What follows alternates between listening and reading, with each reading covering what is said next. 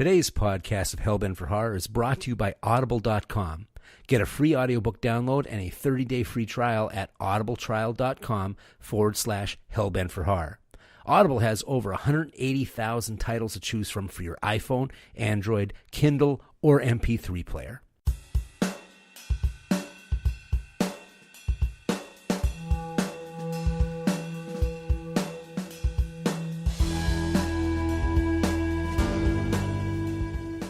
Hi, and welcome to Hellbent for Horror, a podcast devoted to all things related to horror.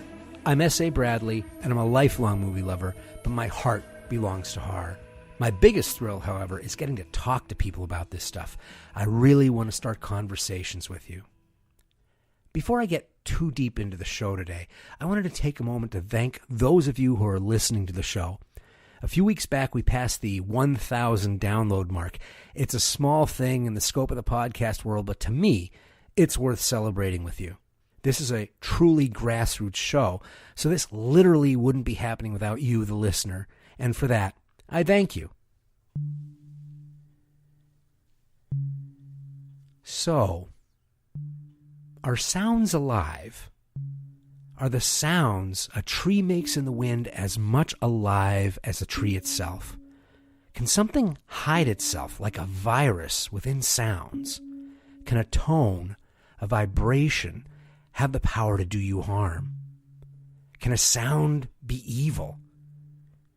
Can words truly harm you?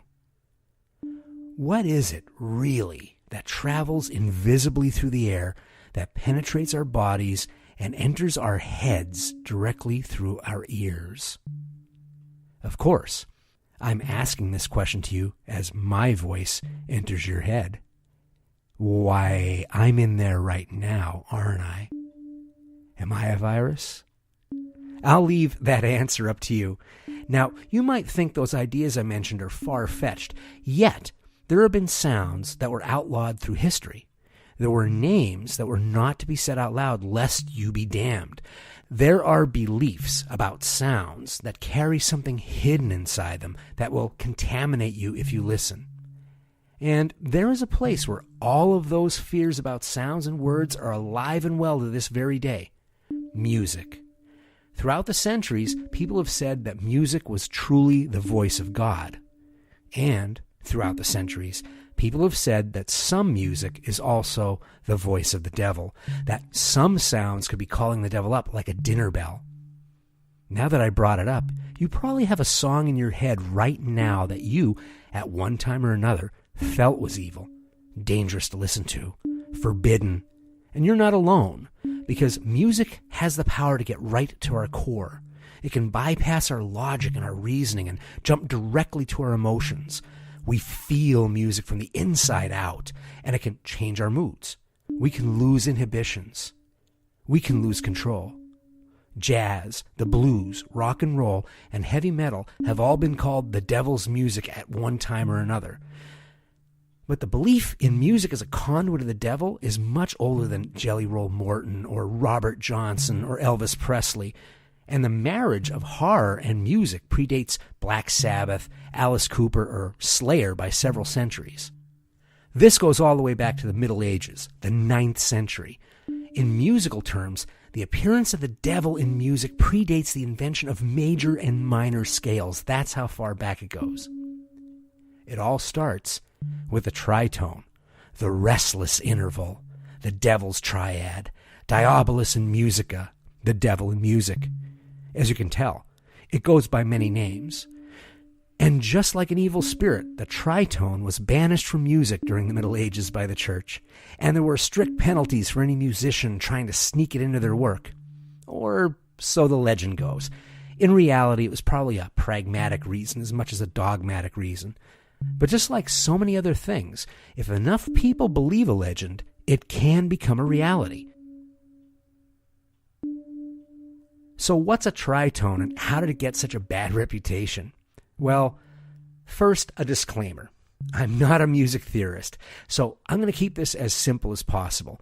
In the book Essentials of Music Theory by Carl Edward Gardner, a tritone is described as a composition of 3 whole tones: a starting tone, and then the third and fifth tones found on the do, re, mi, fa, sol, la, ti, do scale. So a tritone would be using the do, mi, and so tones. These three tones can form what's known as an independent chord, which is a happy chord. It's perfect to end a composition with. Or these tones can form a dependent chord, which is dissonant. It has tense jumps between tones, and if you end a composition with this, everyone feels uncomfortable. The dependent chord, the tritone, doesn't follow traditional music order. It leaves the listener without a resolution. It leaves you hanging. The best example of the feeling a tritone can give someone can be best described in this joke. How do you keep an idiot in suspense? Yeah, that's what it's like. Now, this is what a tritone sounds like. We're pretty familiar with that sound now, but back in the 9th century, music was much simpler, and so is its purpose. Most of the music that was being created was involved with the church, and a lot of it involved Gregorian chants. If you were composing music in the Middle Ages, it was in the service of praising God. And since praising God was such serious business, there were a lot of rules in music. There were rules around not using God's true name in any form of praise, including song. At that time, taking the Lord's name in vain included assuming that you were on a first-name basis with the Almighty. So saying the name was forbidden. Utterances of the name could bring you God's wrath. Another rule was the use of the perfect fifth, the amen chord, to praise God in music. It was a universally respected chord. The perfect fifth helped create the first versions of harmonies in music. It sounded uplifting, and it was the easiest chord to sing when doing Gregorian chants. And Gregorian chants were basically the singing of the scales of a note. So, a Gregorian chant would be the do, re, mi, fa, sol, la, ti, do in F, for example. However, when composers experimented with different variations of tones around the perfect fifth, they unexpectedly found the devil's interval. To them, it sounded unnatural compared to all the other musical intervals and was considered false music. And it made listeners feel weird, like restless and upset weird, like sexual weird. And since music was used to praise God, the tritone got the name the devil in music. So if you're the Christian monks in the 9th century and you accidentally find the devil in music, you just vow never to use that restless interval again, right? Well, not so fast. According to Professor John Dethridge, who is the King Edward Professor of Music at King's College London, the Catholic Church made some exceptions. In a 2006 interview with the BBC, Dethridge said the tritone was consistently used by the church as a link to evil. In medieval theology, you had to come up with some way of presenting the devil and making him memorable. In a superstitious and fundamentally illiterate world, scaring the audience was the most effective way to drive the point home about the power of evil. So the church used the tritone to announce the arrival and presence of the devil in their songs and sermons.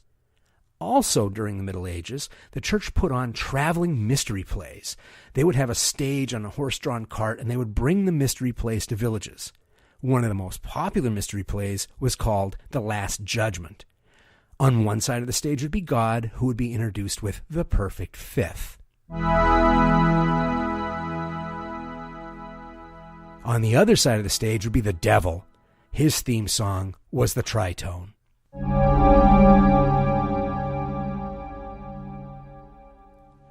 You know what this means, right? The Gregorian monks invented devil music. Repeat after me. The Gregorian monks invented devil music. Let poor Ozzy Osbourne alone. But I digress. Obviously, the monks didn't want to praise Satan, but by giving the devil a theme, they made him larger than life. Evil now had a sound, a very disturbing and memorable sound. And this bigger-than-life sound also established a connection between music and horror, and that connection has a long and rich lineage.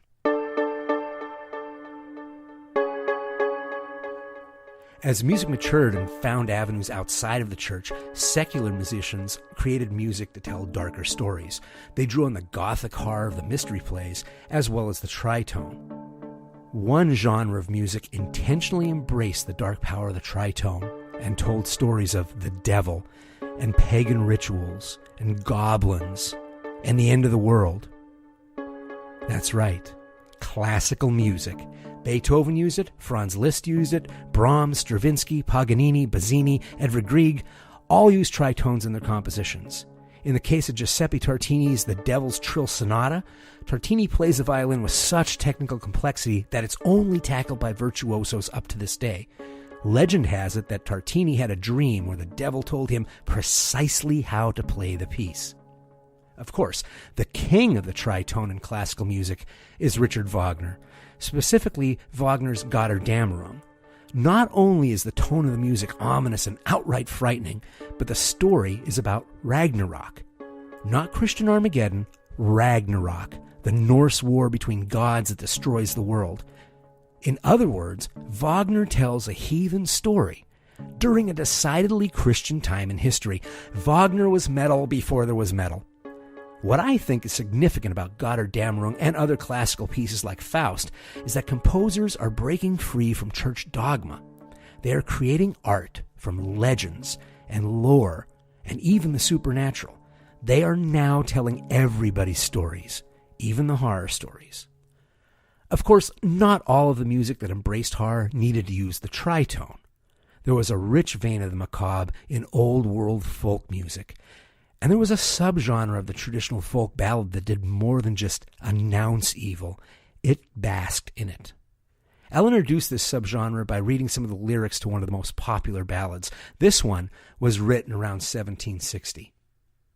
By chance upon an Oxford lass, I cast a wanton eye, and promised I would marry her if she with me would lie.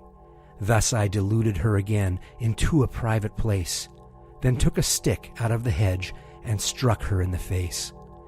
But she fell on bended knee, for mercy she did cry, for heaven's sake, don't murder me, I am not fit to die. From ear to ear I slit her mouth and stabbed her in the head, till she, poor soul, did breathless die before her butcher bled. And then I took her by the hair to cover the foul sin, and dragged her to the riverside and threw her body in. Welcome to the world of the murder ballad. Traditional folk ballads occasionally told ghost stories like The Unquiet Grave and Sweet William's Ghost. Those ghost stories were romantic in nature, usually about lost love, and would give you a chill. But murder ballads were a whole different type of horror story. These weren't out to romanticize the afterlife. These songs revel in the evil that men do. A murder ballad depicts a true crime or an apocryphal crime story in very graphic detail. Most of these ballads were created in an oral tradition long before they start getting written down on broadsheets in the 1500s, so it's hard to trace the old ballads to actual events. But the nature of the murder ballad points to a specific event with specific details, even though there are many versions across many European countries. For example, the ballad I read the lyrics to has versions taking place in Scandinavia and England and Scotland, even in the Appalachians of the United States. It goes by many titles: Pretty Polly, or The Bloody Miller, or The Berkshire Tragedy. In America, it's known as The Knoxville Girl. Even though different versions use different locations, each one has the same plot and the same setup, and the killer always uses a nosebleed for an excuse as to why there's blood on his shirt when he's questioned. By the way, the killer gets his comeuppance. He's out at sea. He's either killed after confessing or driven mad by the ghost of the woman, depending on the version. The murder ballad has a standard structure. We're introduced to the victim and the killer, sometimes through the killer's eyes, sometimes through the victim's eyes. Sometimes the reason the killer murders the victim is disclosed, and sometimes it isn't.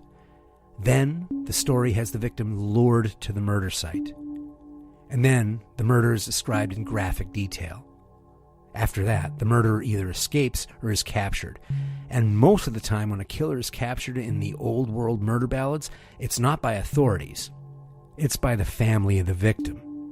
Vengeance and rage fuel murder ballads. If the killer's a man, he hangs. If the killer is a woman, she is burned. For a while, murder ballads were the popular music of the time. For the most part, murder ballads tell stories of human beings killing and dismembering each other, but some of them add supernatural elements to add punch to the heavy moral of the story. In another very popular ballad, the Trois Sisters, two sisters vie for the attention of a lover. When the man chooses the younger sister, the older sister drowns her in a river and leaves the body float away. A group of traveling musicians find the body washed ashore downstream. Instead of burying the body or taking it to town, they do something cruel and horrible. They slice open the body and they remove her breastplate and make a harp out of it. They cut off her hair and use it as the harp strings. Through a series of events, the musicians end up performing songs for the grieving family. And when the harp is played, it sings. The song it sings is the story of what the harp is really made of, and it names a sister as her murderer. Vengeance is explicit. The musicians are hanged. The older sister is boiled in lead. Now, there are many versions of the Trois Sisters in existence. There were 125 versions in Scandinavia alone. Sometimes the magical instrument gets broken and the sister comes back to life.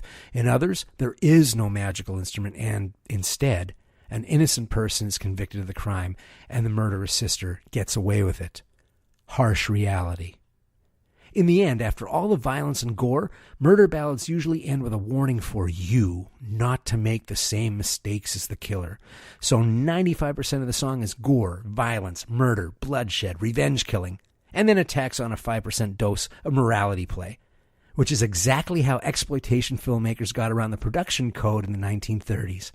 Ah, show business. Murder ballads might seem like they're a cultural, historical oddity, but that's not the case. Not only are the old murder ballads still being re-recorded, but there are modern murder ballads. Tom Dooley, Folsom Prison Blues, Mac the Knife, Stagger Lee. Now, Stagger Lee is an interesting case study. It's a true murder crime. A pimp named Stagger Lee Shelton got into an argument with his friend Billy Lyons on Christmas of 1895 in St. Louis, Missouri. During the argument, Lyons took Stagger Lee's Stetson off his head and walked out the door. Stagger Lee went outside, shot his friend dead, picked up his Stetson, and walked away. Now, what is interesting about Stagger Lee is that it's a song about an incident we know actually happened. In the earliest versions of this song, the police are afraid of Stagger Lee. It takes Billy Lyons' widow to bring him to justice. And then, by 1958, Stagger Lee is no longer brought to justice at all. In fact, in the most popular version done by Lloyd Price, the chorus is telling Stagger Lee to run into the night. Go, Stagger Lee. Go, Stagger Lee. Go, Stagger Lee. Stagger Lee became a cult figure to some and a boogeyman to others. Stagger Lee as a song has been recorded over 400 times. And now a disclaimer. I've talked a lot about the tritone here, but it's important to know that the idea of it being an evil tone is a decidedly European Christian mindset. The tritone is very commonly used in African music, which is a much more complex and rhythmic musical style than what was happening in Europe. They got along just fine with a tritone. It was just another chord. It didn't become an issue until the people of Africa were brought to Europe and the United States as slaves. As the traditional African music collided with the traditional folk and country music in America, a whole new sound was created, and this sound was deeply rhythmic and mesmerizing, completely foreign to the music of the day, and sexual, very sexual. Jazz music caused people to dance in a sexually suggestive way, which did not go over well with the white Christian European establishment. When the popularity of jazz grew, the white majority started feeling the threat. When white people started to dance suggestively to the music, it was considered a wild and uncontrollable moral issue. Civic leaders called it vulgar and immoral. Religious leaders believed that the combinations of sounds were possessing people, that the devil was hiding in the music and taking control of innocent minds. Of course, religious leaders knew firsthand about the power of music. So did civic leaders. There's a reason advancing armies had drummers and buglers. Music can bypass our logic and reasoning and jump directly to our emotions. There's power in controlling a group of people emotionally. This was a power they didn't have control over, and if they didn't have control, it meant someone else did. It was rebellion. And jazz was the tip of the iceberg. Then came the blues, and then came rock and roll, and by then the rebellion was a full-out revolution.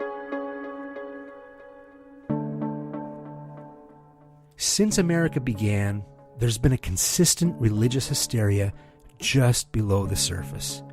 It varies in intensity throughout our history, but just like the buzz from a speaker wire, it's always humming in the background.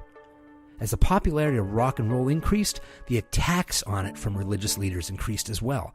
Sex and violence, the moral decay of the country was blamed on rock and roll. And to be quite honest, they had ammunition behind those claims. Teenagers went wild when rock and roll was played, sometimes causing real damage. Even though there had been murder ballads and folk music for a long time, when the tradition continued into rock and roll, it was called out for its dark and violent content. But for the most part, rock and roll stayed away from anything that could validate the devil in the devil music label. And then came Screaming Jay Hawkins. The irony is that Hawkins had planned I Put a Spell on You to be a soft, refined ballad. His plans changed when he and the band got out of their minds drunk while recording. What ended up getting recorded was a lurching, ominous tune with the singer screaming and grunting and maniacally laughing throughout the song. When the band sobered up and they heard what they had, they knew it was lightning in a bottle. It was raw, unhinged, and even a little scary. Imagine, if you will, 1950s America calling rock and roll jungle music under their breath as a racist dig. And then Screaming Jay Hawkins, a black man, jumps out of a coffin with a bone in his nose, holding a skull named Henry, with voodoo props all over the stage, yelling, "I put a spell on you." Let's just say the responses from all camps were what you would expect.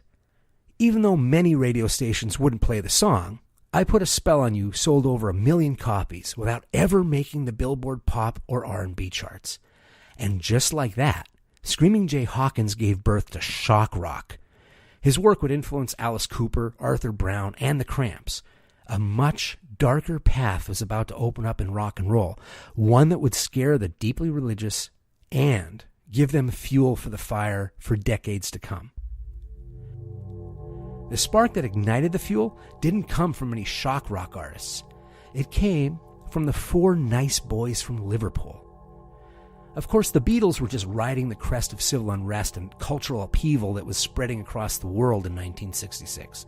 Revolution seemed like a real possibility in the United States. We had a real war and a philosophical war between generations.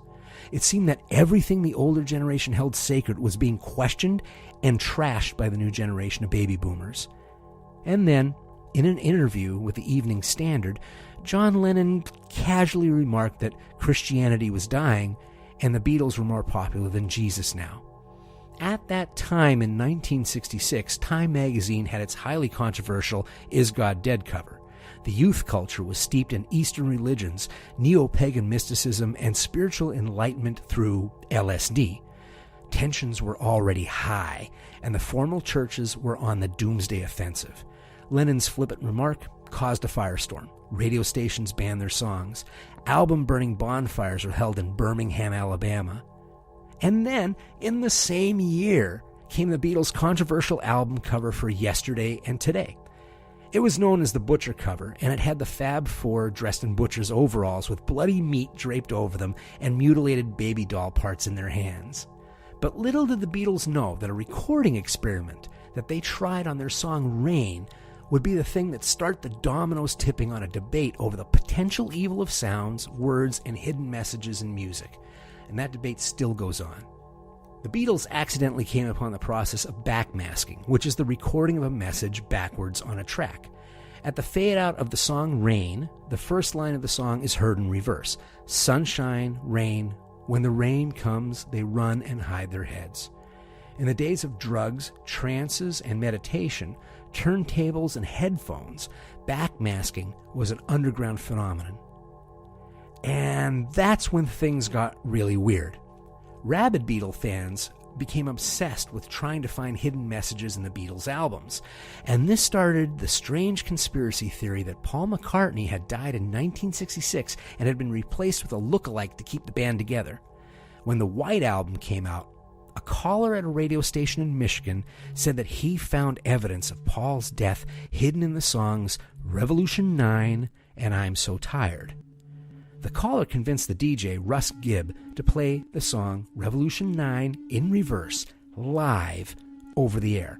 Now, Revolution 9 is an avant-garde musical piece with a huge amount of sound effects and noises added to the track. The song is creepy played normally, let alone in reverse.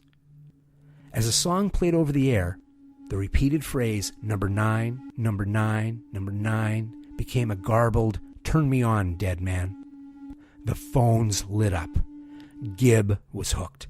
He spent hours on live radio shredding his copy of the White Album by playing it in reverse. At the end of the song, I'm So Tired, John Lennon mutters something incomprehensible. When Gibb played it in reverse, he heard Lennon saying, Paul is dead, man. Miss him, miss him, miss him. At this point, Gibb believed something was up. He started talking about a big cover-up. Gibb continued his investigation night after night. People continued to listen. Gibb found the sound of a car crash and someone screaming, "Let me out!" He started going through all the old Beatle albums to see if he could find more clues, and people listened. As word spread about this, other radio stations jumped into the game, and soon the rumor spread worldwide. The mania calmed down after Paul McCartney gave an interview to Life magazine saying he was, indeed, still alive. But the phenomenon was so intriguing, other bands started experimenting with backmasking. And then, things got dark.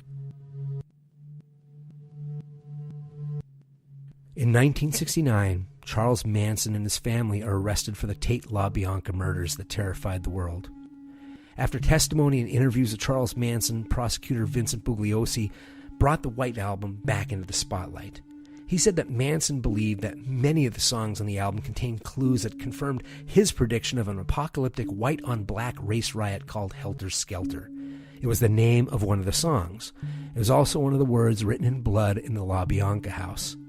But the song Manson was most fixated on was Revolution 9. Manson felt it was a portrayal of the sound of the coming race apocalypse. He interpreted Revolution 9 as a parallel to Revelation chapter 9 in the Bible. Revelation chapter 9, verse 11 says this, "They had as king over them the angel of the abyss, whose name in Hebrew is Abaddon, and in Greek is Apollyon, that is, destroyer." There were many people who felt that Manson might be the devil, or at least he was in league with the devil. Rumors started to circulate about satanic rituals and human sacrifices out of the Spawn Ranch. Satanists and devil worshippers were the new boogeyman.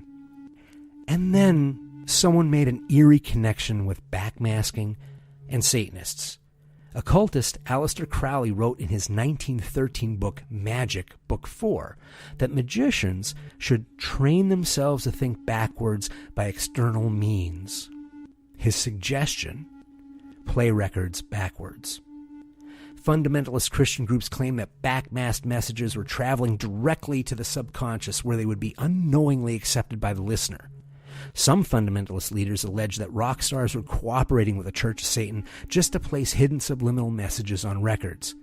Hidden messages would be like commands, and the listener would never know it until it was too late. We had a new method for possession. We had a new excuse to say, "The devil made me do it." We had a new Diabolus in Musica. Now, it wasn't just obsessed fans that were looking for messages hidden in the music. Christian groups, social psychologists were listening to find satanic messages in rock songs. Led Zeppelin was accused of backmasking in their song Stairway to Heaven. There's a portion of the song where the lyrics involve the May Queen. You probably know it. When listened to in reverse, these are the words the accusers believe are there. "Oh, here's to my sweet Satan, the one whose path would make me sad, whose power is Satan. He will give those with him 666. There was a little tool shed where he made us suffer, sad Satan. Yeah, Satan's little tool shed. I'll need to sleep with a nightlight now. Ridiculous. But anyway, the band refused to comment. But Swan Song Records released a statement, "Our turntables only play in one direction, forwards." Of course, Led Zeppelin was an easy target for the fundamentalist groups. Jimmy Page was well known for being interested in the occult and actually bought Aleister Crowley's mansion. And even though nothing was ever proven, for those who wanted to believe, there was nothing unproven either. Accusations were brought against the Rolling Stones, Pink Floyd, the Eagles, ELO, and many others over the years. This was not going to go away. The true believers were going to find where the devil had been hiding all this time. And then, on Friday the 13th, 1970, the devil decided to come out and play. 4 friends from Birmingham, England, who were disillusioned with the flower power of the 60s, released their first album. The music was a stark contrast to the pop music of the time. Actually, it sounded like nothing that had come before it. The band got the inspiration for their sound by seeing a long line of people waiting to see a horror movie that was playing across the street from the rehearsal studio. One of the members said how strange it was that people spent so much money to see scary movies. So he and the singer for the band got together and wrote a song based on the work of horror writer Dennis Wheatley. He also added a personal touch by adding a vision he had as a child of a dark figure standing at the foot of his bed. The band liked what they came back with. It was original. It felt dangerous. The lead guitarist decided to start the song, which would be the first song on the album, with the tritone, slow, like he was calling out to the devil. The band decided they would try to make the musical equivalent of horror movies. This new sound didn't fit with the band's name, which was Earth, so they decided to name themselves after the movie that was showing across the street that gave them the inspiration. That movie was Mario Bava's Black Sabbath.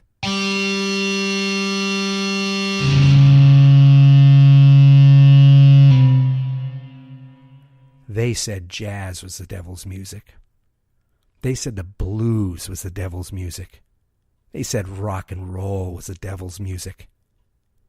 They hadn't heard nothing yet.